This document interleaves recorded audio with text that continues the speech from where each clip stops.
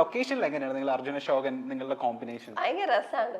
അർജുനേട്ടൊക്കെ ഭയങ്കരമായിട്ടും ഇപ്പം ആളുടെ കോ ആക്ടേഴ്സിനെ എപ്പോഴും കംഫർട്ടബിൾ ആക്കും. അതായത് ഇപ്പം ഒരു സീൻസ് ഒക്കെ ചെയ്യാനാണെങ്കിലും പേടി അങ്ങനെ ഡയലോഗ് തെറ്റിപ്പോ ഇങ്ങനെ അങ്ങനെയുള്ളൊരിതില്ല. ഭയങ്കര ചില്ലാണ് ആള്. അതേപോലെ ഇപ്പൊ ഷൂട്ടൊക്കെ കഴിഞ്ഞാൽ തന്നെ ഷൂട്ട് കഴിഞ്ഞ വെച്ചാല് ഇൻ ബിറ്റ്വീൻ ഓരോ ഷോട്ട് എടുത്ത് കഴിയുമ്പോ നമ്മള് ലൂഡോ കളിക്കാനായിട്ട് ഓടും എല്ലാരും. അങ്ങനെയൊക്കെയായിരുന്നു എല്ലാ അർജുനൊക്കെ. ഇപ്പം നേരത്തെ പരിചയം ഉള്ളതുകൊണ്ട് തന്നെ പിന്നെയും പിന്നെ നമ്മള് വീണ്ടും ഫിലിംസ് ചെയ്യുമ്പോ ഇപ്പൊ ഞാനും അനുവും പോലെ തന്നെ നമ്മളും അർജുൻ ചേട്ടനൊക്കെ ആയിട്ട് ആ ഒരു കണക്ഷൻ ഉണ്ട്. ഭയങ്കര ഒരു ഫ്രണ്ട്ലി ആണ്.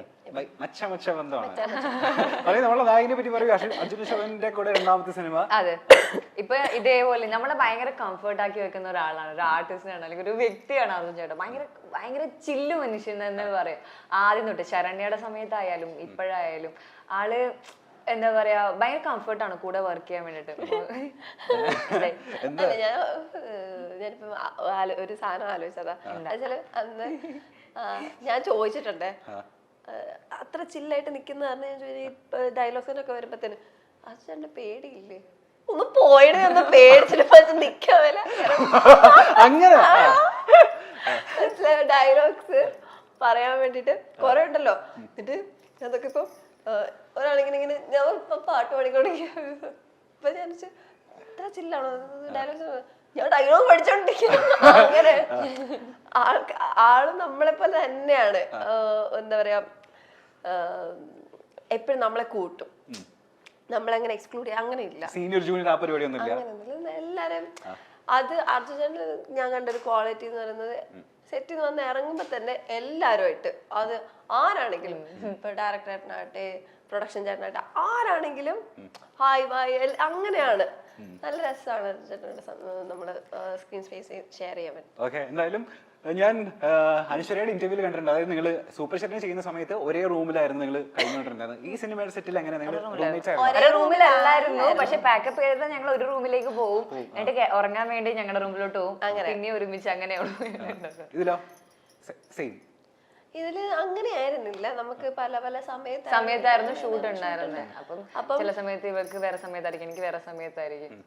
അങ്ങനെ എന്താ ഈ കുട്ടിക്ക് മറ്റേ ഭക്ഷണം കഴിക്കാൻ സെറ്റിൽ ഭയങ്കര പ്രയാസമാണ്. ഈ കുട്ടി ഭക്ഷണമേ കഴിക്കുന്നില്ല,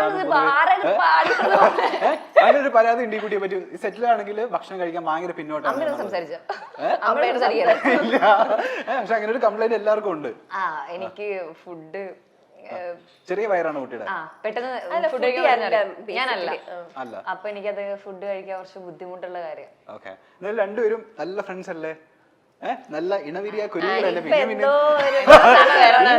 ഒന്നുമില്ല. എന്തായാലും നിങ്ങള് ട്രൂ ഫ്രണ്ട്സ് നെവർ ലൈ എന്ന് പറയുന്ന ഒരു റൗണ്ടിലേക്കാണ് പോകുന്നത്. നിങ്ങൾ എത്രമാത്രം നല്ല ട്രൂ ഫ്രണ്ട്സ് ആണ്, നിങ്ങൾ എത്രമാത്രം പരസ്പരം അങ്ങോട്ടും ഇങ്ങോട്ടും അറിയാന്നൊക്കെ ഉള്ളത് നമ്മൾ ചെക്ക് ചെയ്യാൻ പോണ ഈ സമയത്ത്. ഓക്കെ, പോവല്ലേ? ഇഷ്ടപ്പെട്ട കളർ ഏതാ, ഇഷ്ടപ്പെട്ട മൃഗം?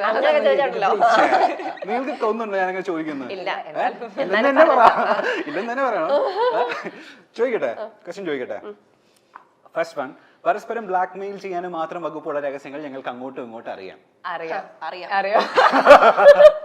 ഒരെണ്ണം പറ. ഒരു സാധനം ഇറക്കാൻ പറ്റുമോ? അത് ചെറിയ സാധനം എന്തെങ്കിലും. നിങ്ങള് മറ്റേ ഇണവിരിയ കുരുവികൾ തന്നെയല്ലേ? അടുത്തത്, അതിലെങ്കിൽ എന്തെങ്കിലും ഇട്ട് തരണം കേട്ടോ. ഞങ്ങളുടെ മാത്രം സമയത്ത് ഞങ്ങൾ അങ്ങോട്ടും ഇങ്ങോട്ടും വിളിക്കുന്ന വിളിപ്പേരുകള് പുറം ലോകത്തിന് അറിയാത്തത് ഡാഷാണ്. സെൻസേർഡ് വാക്കുകളാണ്. സെൻസേർഡ് വാക്കുകൾ എന്താ? അത് പറയാൻ പാടില്ല, പിള്ളേരൊക്കെ പറഞ്ഞത് മറ്റുള്ളവർ കേൾക്കാൻ പറ്റാത്ത. അതുകൊണ്ട് അഗ്ലിയാണോ? അഗ്ലിയാണോ? അല്ല, അങ്ങനൊന്നല്ല. തെറി വിളിക്കുക, അതെങ്ങനെ? അത് പക്കത്തെറി എന്ന് പറഞ്ഞാല് നമ്മളിപ്പോ ഒരു ഇന്റർവ്യൂവിന് പറയേണ്ട ഒരു കാര്യവാക്കല്ല. ആദ്യത്തെ അക്ഷരം പറയാൻ പറ്റുമോ? ഇല്ല, പറ്റില്ല. അപ്പൊ മറ്റേ കുട്ടൂസെ മൂനൂസെ ആ സാധനം അല്ല, നിങ്ങൾ മറ്റേ ന്യൂ ജനറേഷൻ ആണ്. ന്യൂ ജനറേഷൻകാരൊക്കെ എങ്ങനെയാ? ന്യൂ ജനറേഷൻ അങ്ങനെയാണല്ലോ.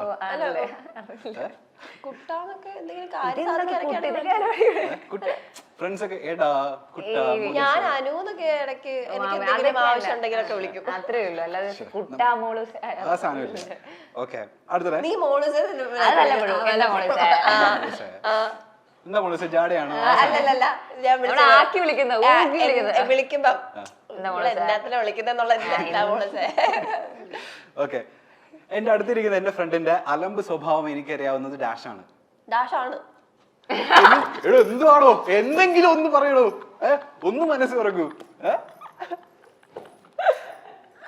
എന്തെങ്കിലും താ ഞങ്ങൾക്ക് തമ്മിൽ വെക്കുകയാണെങ്കിലും. എനിക്ക് മാത്രം അറിയാവുന്നല്ല, അപ്പൊ ഞാൻ തന്നെ വെച്ചാ പോരെ. അല്ല പൊതുജനത്തിന് കുറച്ചൊക്കെ അറിയാവുന്ന ഒരു അലമ്പ് സ്വഭാവം നമുക്ക് ഇന്റർവ്യൂല് പറയാൻ അതാണ് അലമ്പ് സ്വഭാവമാണ്.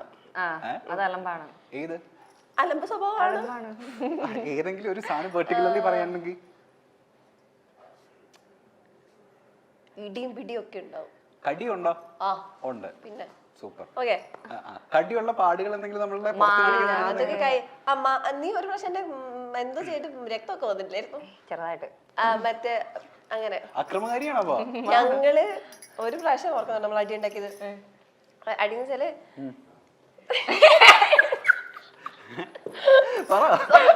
സോറി, അതെന്താ വെച്ചാല് ഒരു സംഭവം ഉണ്ടായി. അതിന്റെ സംഭവം വെളിപ്പെടുത്തില്ല, സംഭവം ഉണ്ടായി.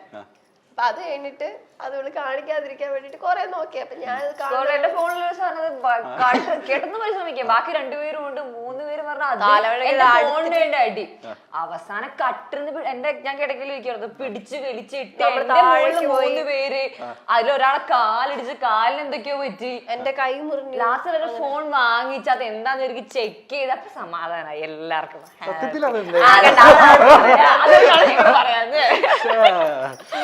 ഓക്കെ, എന്റെ ഫ്രണ്ടിന്റെ ഇൻസ്റ്റാ ഫോളോവേഴ്സിനെ പറ്റി എനിക്ക് നല്ല ബോധ്യമുണ്ട്. അങ്ങനെയാണെന്നുണ്ടെങ്കിൽ ഇദ്ദേഹത്തിന്റെ ഇൻസ്റ്റാ ഫോളോവേഴ്സിന്റെ എണ്ണം പറയാൻ പറ്റുമോ, എത്ര ഉണ്ടെന്ന്? 1 മില്യൺ എന്തായാലും ഉണ്ട്. 1 മില്യൺ ആണോ? എനിക്ക് സ്റ്റോറി ഇട്ടോറുണ്ട് 1 മില്യൺ ആയി എന്നുള്ളത്. തിരിച്ച് ഇദ്ദേഹത്തിന്റെ 7 lakh സംതിങ്. 7 lakhs? 7,85,90 എത്രയാണ്? 7 സംതിങ് 7 lakhs എത്രയോ സംതിങ്. 778 ഉണ്ട്. എടോ 7 ഞാൻ പറഞ്ഞത് 7 lakhs 7 lakhs മുകളിലല്ല 777 അല്ലേ? അപ്പൊ 778 ഉണ്ട്. ഇന്നായിരിക്കും 8 അല്ലേ? അല്ല, മിനിയാൻ നോക്കിയാൽ ഇന്നലെ ഞാൻ നോക്കിയപ്പോ 777 ആയിരുന്നല്ലോ. അത് എനിക്ക് തോന്നുന്നു ഞാൻ ഒന്നുകൂടെ നമ്മുടെ ഒന്നുകൂടെ പേജ് റിഫ്രഷ് ചെയ്യുമ്പോഴത്തേനും 8 എന്ന് കാണിച്ചായിരുന്നു. ഓക്കെ, ലാസ്റ്റത്തെ ഞങ്ങൾക്ക് രണ്ടുപേർക്കും ഒരുപോലെയുള്ള പ്രാന്ത് ഡാഷാണ്. ട്രാവൽ രണ്ടുപേരും ട്രാവൽ ചെയ്യും. ഞാൻ നോക്കുന്ന സമയത്ത് നിങ്ങൾ കാറിലൊക്കെ പോകുന്ന സമയത്ത് നിങ്ങൾ ഫുൾ വീഡിയോ എടുത്ത് ഇൻസ്റ്റാഗ്രാമിൽ പോസ്റ്റ് ചെയ്യുന്ന കലാപരിപാടി എപ്പോഴും ഉള്ളതാ അല്ലേ? ഇല്ല, എപ്പോഴും ഇല്ല. ഞങ്ങളത് വല്ലപ്പോഴും ഞങ്ങൾ ഒരാള് ഒരു വീഡിയോ ഞങ്ങള് പക്ഷെ ഞങ്ങള് പേഴ്സണൽ നമ്മുടെ ടൈം ഉണ്ടാകുമ്പോൾ എല്ലാവരും എൻജോയ് ചെയ്യുന്ന ആൾക്കാരാണ്. അറ്റ് ദ സെയിം ടൈം അതൊരു മെമ്മറിക്ക് വേണ്ടി ക്യാപ്ചർ ചെയ്യുന്ന ആൾക്കാരാണ്. ഞങ്ങൾ ഫുൾ ടൈം എപ്പോഴും ഈ വീഡിയോ എടുത്തോണ്ടിരിക്കുകയല്ല. ഞങ്ങൾ പോകുമ്പോൾ ഒരാള് ഒരു വീഡിയോ എടുക്കും, എല്ലാത്തിന്റെ ഒരു വീഡിയോ എടുത്ത് അവിടെ വെക്കും. അത് ഞങ്ങള് ആരെങ്കിലും ഒരാൾ അവർക്ക് ഒരു എക്സൈറ്റ്മെന്റ് കയറി വരുമ്പോൾ അവർ എഡിറ്റ് ചെയ്ത് ഞങ്ങൾ അത് പോസ്റ്റ് ചെയ്യും. ഞങ്ങൾ എപ്പോഴും വീഡിയോ എടുത്തോണ്ടിരിക്കുന്ന ആൾക്കാരല്ല. ഓക്കെ, ഇനി എല്ലാവരും എക്സൈറ്റ്മെന്റോട് കൂടി ചോദിക്കുന്ന ഒരു കാര്യമുണ്ട്. അതായത് അനശ്വരനെ കണ്ടു കഴിഞ്ഞാൽ ബാംഗ്ലൂർ ഡേയ്സിന്റെ ഹിന്ദിയുടെ റീമേക്ക് അത് എന്താ അതിന്റെ അപ്ഡേറ്റ് എന്നുള്ളത്? ഷൂട്ട് നടന്നുകൊണ്ടിരിക്കുക. അത് ഏത് ക്യാരക്ടർ നമ്മൾ ചെയ്യുന്നത്? ചെന്തുവാട് കണക്കൂട്ടി ഒന്നും പറയില്ല എന്നുള്ളത് അവരവിടെ അനൗൺസ് ചെയ്യപ്പെട്ടിരിക്കുമ്പോ ഞാനെങ്ങനെ പറഞ്ഞ എങ്ങനെയാ? ഷൂട്ടൊക്കെ നടന്നുകൊണ്ടിരിക്കും. പ്രതീക്ഷിക്കാം May 24th ആണ് ഇപ്പം റിലീസ് അവര് പറഞ്ഞേക്കുന്നത്. അതുപോലെ നമ്മളൊരു വൈറൽ വീഡിയോ ഉണ്ടായിരുന്നു അനശ്വരയുടെ. അതായത് പെൺകുട്ടികൾ ഒരു ദിവസം ഒരു പുള്ളിക്കാരനോട് ചോദിച്ചൊരു സംഭവമായിരുന്നു. അതായത് പെട്ടെന്ന് ഒരു ദിവസം ഒരു പെൺകുട്ടി ആയി കഴിഞ്ഞാൽ ആ പുള്ളിക്കാരന്റെ ഡയലോഗ് അതെന്തുവായിരുന്നു? ഞാൻ വൃത്തിയായി ഒന്ന് കുളിക്കും എന്നുള്ളത്. കണ്ടിരുന്നോ? ആ വീഡിയോ കണ്ടിരുന്നോ? ഭയങ്കര വൈറലായിരുന്നു ആ സമയം. ഞാൻ നേരെ തിരിച്ചത് ഉൾട്ട ചോദിക്കട്ടെ, നേരെ തിരിച്ച് നിങ്ങളൊരു ആൺകുട്ടി ആയി കഴിഞ്ഞാൽ ഒരു ദിവസം എന്താ ചെയ്യാ?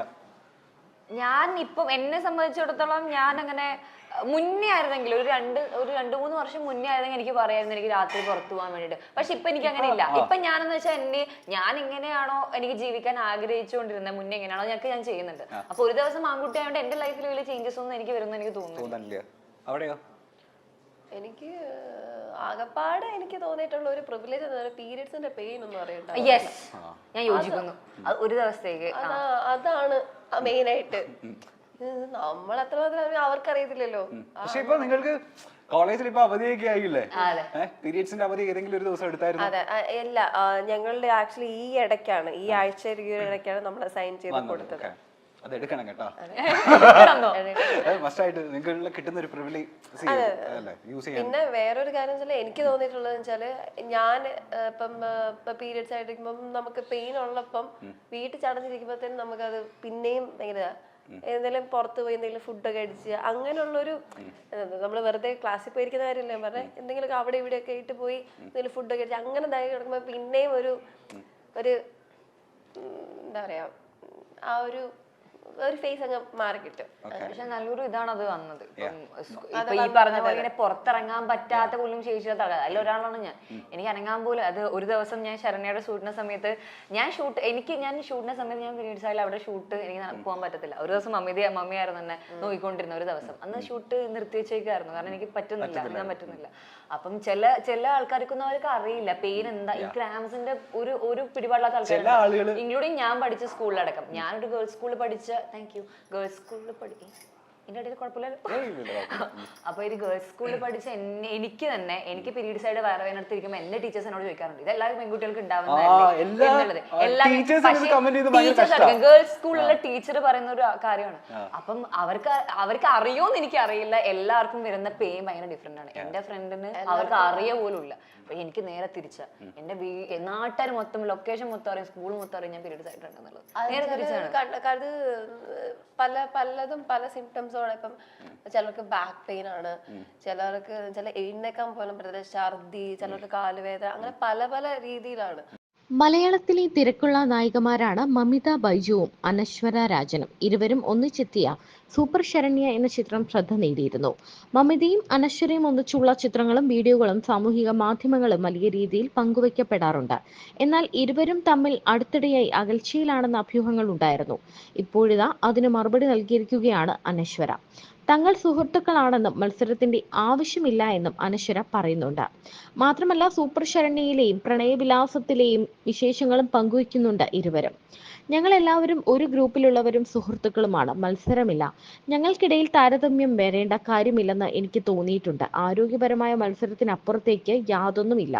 അങ്ങനെയൊരു ചിന്ത ഞങ്ങളുടെ ഗ്രൂപ്പിൽ ആർക്കിടയിലും ഇല്ല. മാത്യു, നസ്ലിൻ എന്നിവരുടെ കാര്യമെടുത്താൽ അവരും വളരെ നല്ല സുഹൃത്തുക്കളാണ്. ആരാണ് മികച്ചത് എന്ന മത്സരത്തിനല്ല നമ്മൾ ഇവിടെ ഇരിക്കുന്നത്. നമ്മൾ കിട്ടുന്ന കഥാപാത്രങ്ങൾ മികച്ചതാക്കാനാണ് ശ്രമിക്കുന്നതെന്നാണ് അനശ്വര പറയുന്നത്. മമിതയും അനശ്വരയും തമ്മിൽ ഉള്ള മനോഹരമായ സൗഹൃദ നിമിഷങ്ങളെക്കുറിച്ചും ഇരുവരും പറയുന്നുണ്ട്. ഇരുവരും ഒന്നിച്ചെത്തിയ സൂപ്പർ ശരണ്യയിലെ വിശേഷങ്ങളും പറയുന്നുണ്ട്. തന്റെ ഫോണിന് വേണ്ടി എല്ലാവരും അടികൂടിയ ഒരു സംഭവത്തെക്കുറിച്ചും ശരണ്യ പറയുന്നുണ്ട്. അങ്ങോട്ടും ഇങ്ങോട്ടും പല രഹസ്യങ്ങളും അറിയാം. പലപ്പോഴും ചീത്ത വാക്കുകളാണ് അങ്ങോട്ടും ഇങ്ങോട്ടും വിളിക്കുന്നത്. സൗഹൃദത്തിന്റെ പേരിലാണ് അത് എന്നും ഇരുവരും പറയുന്നു. എന്നാൽ തങ്ങളുടെ സൗഹൃദത്തിന് പുറമേ ഉള്ളവർക്കിടയിൽ ഒരു ലിമിറ്റും ഇവർ വെച്ചിട്ടുണ്ട്. പുറമെ അങ്ങനെ എല്ലാ കാര്യങ്ങളും വെട്ടിത്തുറന്ന് പറയുന്നതുമില്ല ഇരുവരും.